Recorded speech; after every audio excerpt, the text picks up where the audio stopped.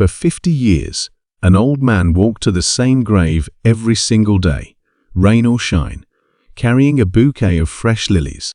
His quiet devotion caught the attention of visitors, but no one dared to ask why, until one day, a young woman finally did. What she learned would leave her in tears. This wasn't just a daily ritual. It was a promise, a love story frozen in time, a heart that had never moved on. What kind of love could endure such grief for half a century? And what heartbreaking truth did this old man carry all these years? When people finally discovered the reason, they couldn't hold back their tears. An elderly man named Thomas walked through the cemetery gates, just as he had done every day for the past 50 years. His movements were slow, deliberate, his old bones weary from age, yet his heart carried a weight far heavier than time itself. With a small bouquet of fresh lilies in one hand and his cane in the other, he followed the familiar winding path that led to a single gravestone, the one that held the name of the love of his life. As he reached the grave, he exhaled softly, his breath merging with the crisp morning air. He bent down with difficulty, placing the lilies neatly on the grave. His fingers traced over the name carved into the stone, Eleanor Grace Whitmore. "Good morning, my love," he whispered, his voice filled with tenderness and sorrow. It had been 5 decades since he had lost her, yet the pain of her absence had never faded. Every morning, without fail, he came to sit beside her, talking to her as if she was still there, sharing the details of his day, the memories they had built together, and the life that had gone on without her. But in truth, his life had stopped the day she was buried. People who visited the cemetery had noticed the old man before. Some pitied him, some admired his devotion, and some simply wondered what kept him coming back for so many years. Few ever approached him, respecting his quiet grief, but today someone did. A young woman named Claire had been watching him from afar for the past few weeks. She worked at the flower shop nearby, and often saw him picking out lilies, the same ones, every single time. Curious and moved by his dedication, she finally decided to speak to him. "Excuse me, sir," she said softly, hesitant not to intrude on his moment. Thomas turned his head, surprised by the interruption. His eyes, though clouded with age, were still kind. "Yes, dear? I'm sorry. I don't mean to disturb you, but I see you here every day. I work at the flower shop, and I always see you picking out lilies. May I ask, who was she?" A small, sad smile formed on Thomas's lips as he looked back at the grave. He let out a deep sigh before answering. "She was my wife. My Eleanor. The love of my life." Claire sat down on the nearby bench, sensing that this was a story worth hearing.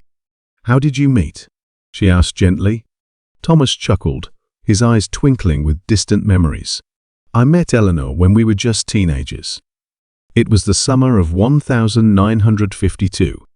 I was working at my father's bakery, and she would come in every morning to buy bread for her family. She had the most beautiful smile, the kind that could light up a whole room. But I was too nervous to talk to her properly. So, how did you win her over?" Claire asked, intrigued.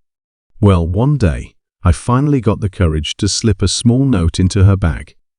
It just said, 'If you ever feel like smiling at someone, I hope it's me.' And the next morning, when she came into the bakery, she smiled at me. And that was it. I was hers, and she was mine." Thomas's voice wavered slightly as he continued. "We got married when we were 20. We didn't have much, but we were happy. She loved sunflowers, but she always said lilies were the most elegant flowers. She dreamed of traveling the world, but life had other plans for us. I worked 2 jobs, and she took care of our little home. We thought we had all the time in the world, but we were wrong." His fingers trembled as he reached for Eleanor's name again. "She fell ill when she was just 32. The doctors told us there was nothing they could do. She was gone within months. And just like that, my whole world ended." Claire felt her throat tighten.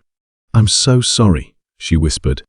The young woman sat beside Thomas on the worn bench near the grave, her heart heavy with emotions she couldn't quite explain. She had seen him before many times. In fact, always with the same bouquet of fresh lilies, always standing in the same spot, lost in thought. Today, however, something felt different. Maybe it was the way his shoulders slumped a little more than usual, or the way he sighed deeply as he knelt down to replace the old flowers with the new ones. She couldn't ignore the ache in her chest any longer.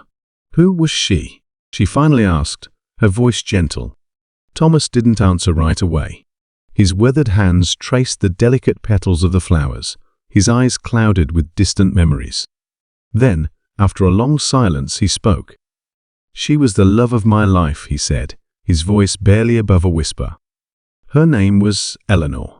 The young woman felt a lump rise in her throat. She had expected that, in some way, but there was something in the way he said it so tender, so full of devotion, even after all these years, that made her chest tighten. How long has it been? She asked softly. 50 years, Thomas murmured. He swallowed hard, as if the weight of those years pressed down on him all at once.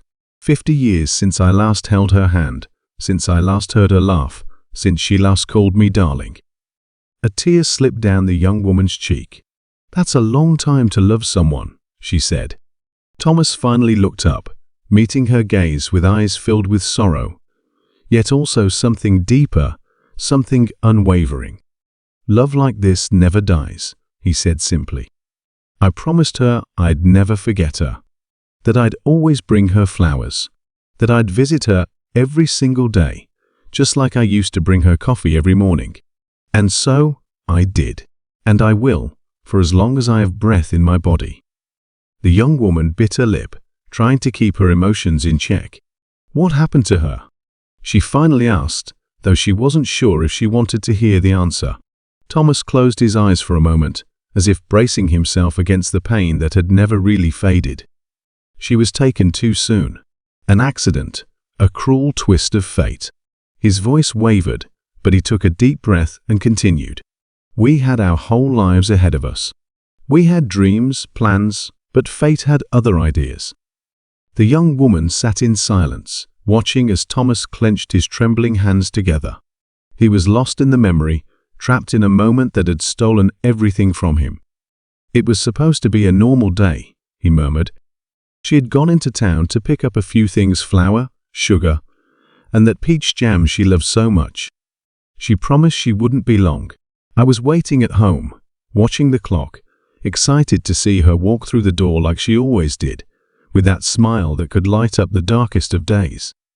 He paused, his lips pressing into a thin line, but she never came home.